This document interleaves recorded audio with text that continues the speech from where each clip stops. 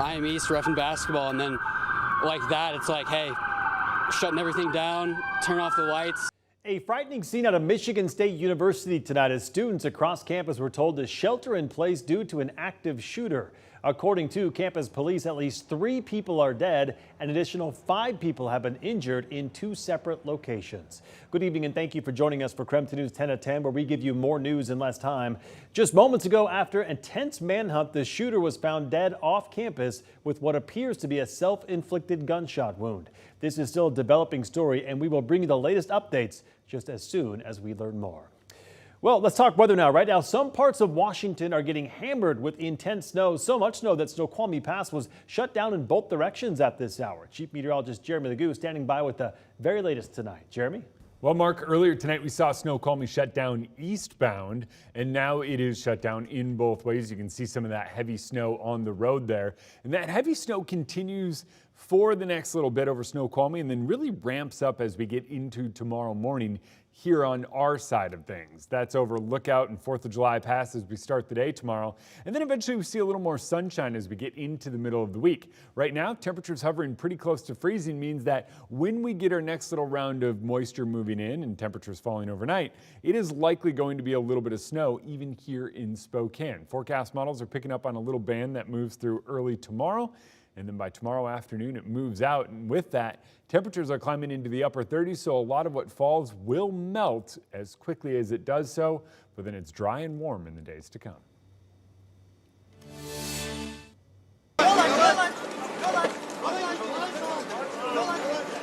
That is a look at Turkish rescuers pulling a 13-year-old out of the rubble after being trapped for more than a week. Nearly 36,000 people are now confirmed dead, with the United Nations saying the final death toll will likely be double that.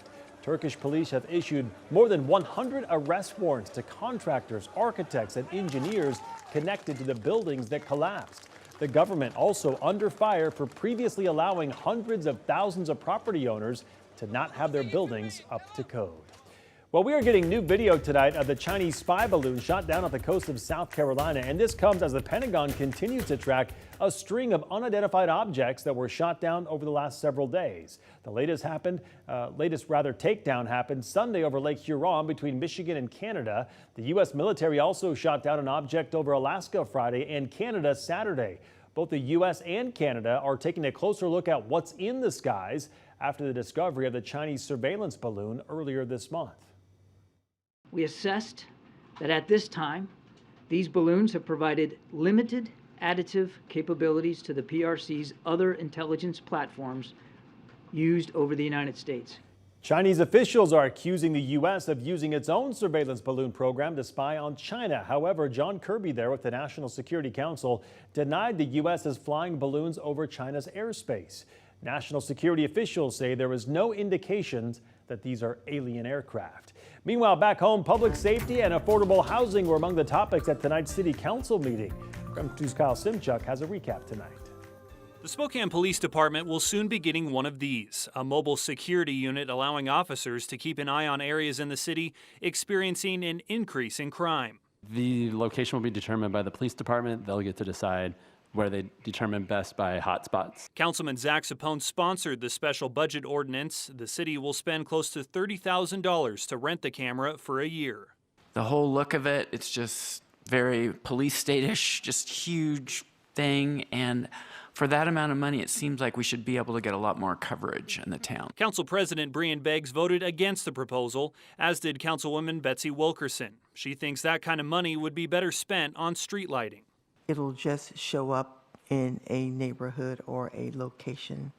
So I personally have some concerns about equity. Obviously, cameras bring issues of security and privacy, but when it comes to issues like this is still in a public space. The surveillance unit passed in a 5-2 vote. Beggs says there will be a separate ordinance where police will have to come before council members to explain how and where the camera will be used. Tonight, council members also discussed the possibility of a sales and use tax deferral program to incentivize building affordable housing on unused land downtown. A 2019 study found that 30% of all space downtown is parking. The study also found that even during the busiest times of day, 44% of available parking went unused. In Spokane, Kyle Simchuk, KREM 2 News.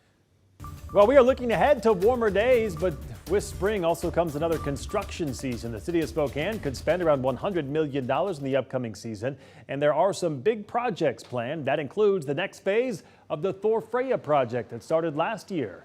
This year, the city will upgrade the intersections on 2nd and 3rd, and that's set for full reconstruction. Spokane will also get some safety improvements like new sidewalks near several public schools and hybrid crossing beacons at different locations, including 3 spots along Division. We look throughout the city to determine where we need to make improvements to allow pedestrians to move more freely through our community, particularly around places like schools or hospitals or places where pedestrians might collect, if you will, like a grocery store. The traffic impact could be different this year, with the city planning to keep at least 1 lane open during the Thor Freya project. And now to our night beat with a quick look at the day's top stories. The Greater Idaho movement may be one step closer to adding Eastern Oregon to the state of Idaho. Today, the State Affairs Committee voted to send the Greater Idaho bill to the full Idaho House for consideration. So here is the proposed map featured in the bill. About a dozen counties in Eastern Oregon have voted in favor of becoming part of Idaho. Proponents argue the people and land of Eastern Oregon would be a better fit to the politics and culture of Idaho. However, that effort faces an uphill battle as both state legislatures and the U.S. Congress would have to approve changes to state borders. I think it'd be a shame to lose our team. I know that the Indians were not the ones that did this, right? Avista Stadium must make major renovations in order to comply with the new Major League Baseball requirements. The most expensive upgrades include the field itself, clubhouses, dugouts, and lighting. The project will cost an estimated $22 million for the redesign and construction. The county and Spokane Indians are racing to get the move on this, and that's because these upgrades need to be completed by the start of March 2025. If not, the county could lose its MLB affiliation. In other top stories tonight, Washington State Department of Commerce Director Lisa Brown announced that she'll be stepping down on March 3rd. Previously, Brown had been appointed to that position by Governor Jay Inslee back in February of 2019. During her time with Commerce, she worked toward a solution to close the homeless encampment near I-90. Brown also started the Small Business Resiliency Network, which uses public and philanthropic funding to support small businesses. That included the Carl Maxey Center in Spokane. Right now, it's not clear what Brown will pursue in the future. And that was your Night Beat. To learn more about any of these stories, just text us the word night to 509-448-2000, and we'll send them right to your phone. Well, take a look at this. A dramatic rescue overnight as the U.S. Coast Guard was called in to save 2 people from a rowboat in the Hood Canal. The pair had been struggling to move for more than 2 hours due to gusty winds and a strong current. Rescue teams flew in and took the pair to the Bremerton Airport, where they were reunited with family members. Staying over on the west side, it has been 11 years since our state legalized recreational use and the sale of marijuana. Now there are 2 bills aiming to address high-potency cannabis products. One bill prohibits selling cannabis concentrates with a THC concentration greater than 35% unless it's for medical use. Another House bill would raise the excise tax on cannabis products from 37% to as much as 65% on products with at least 60% potency. It also requires warning labels for those products and prohibits the sale to anyone under 25. Research study after research study, particularly in the last several years, with showing that these products cause psychotic disorder, particularly in individuals under the age of 25. We do not want people that are not eligible to receive our products to get it, and we will work on any policies that will help us do that.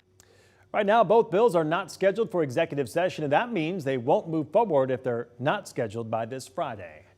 Well, some good news now for both the Gonzaga men's and women's basketball teams. Both teams are headed in the right direction in the latest AP poll. The Gonzaga men jumped 3 spots to number 13.